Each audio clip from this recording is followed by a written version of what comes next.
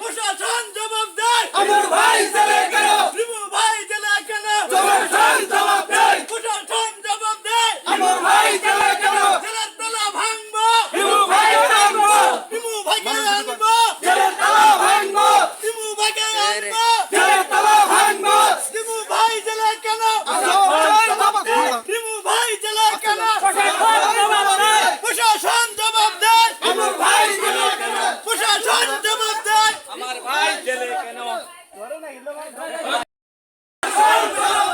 প্রশাসন জবাব দেয় আমার ভাই জেলে কেন জেলের তালা ভাঙবো রিমু ভাইকে আনবো জেলের তালা ভাঙবো রিমু ভাইকে আনবো রিমু ভাইকে আনবো জেলের তালা ভাঙবো রিমু ভাই জেলে কেন প্রশাসন জবাব দেয় প্রশাসন জবাব দেয় আমার ভাই জেলে কেন রিমু ভাইয়ের ভাই নাই আমরা আছি রক্ত ভাই আমরা আছি রক্ত ভাই রিমু ভাইয়ের ভাই নাই রিমু ভাইয়ের ভাই নাই আমরা আছি রক্ত ভাই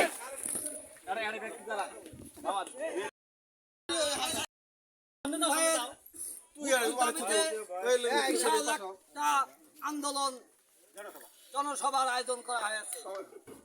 আমরা আশা করি একজন নির্দোষ মানুষকে মুক্তি দেওয়া হোক।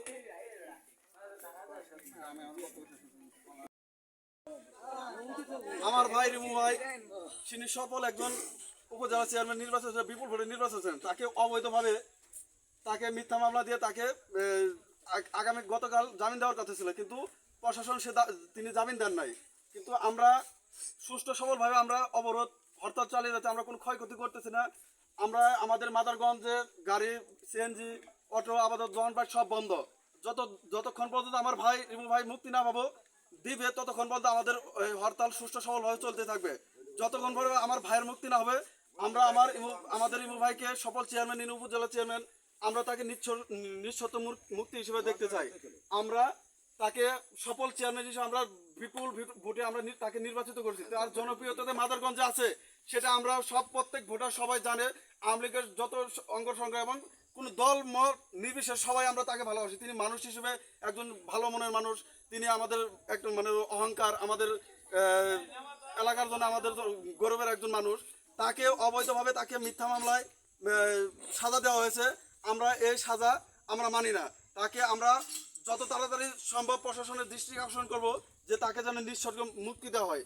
যতক্ষণ পর্যন্ত মুক্তি না হবে ততক্ষণ পর্যন্ত আমাদের হরতাল এই অবরোধ সুষ্ঠুভাবে চলতে থাকবে। এই বলে আমি আমার সংক্ষিপ্ত বক্তব্য শেষ করছি।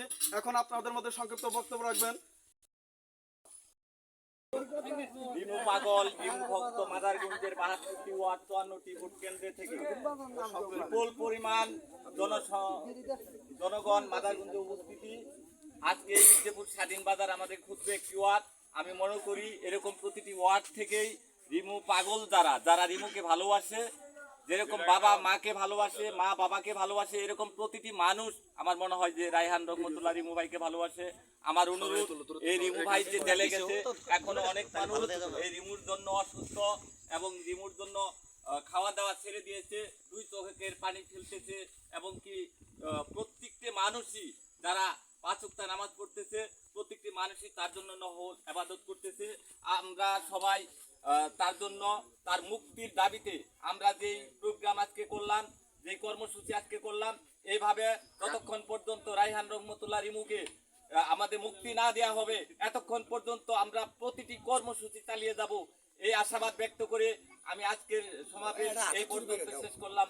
জয় বাংলা, জয় বঙ্গবন্ধু।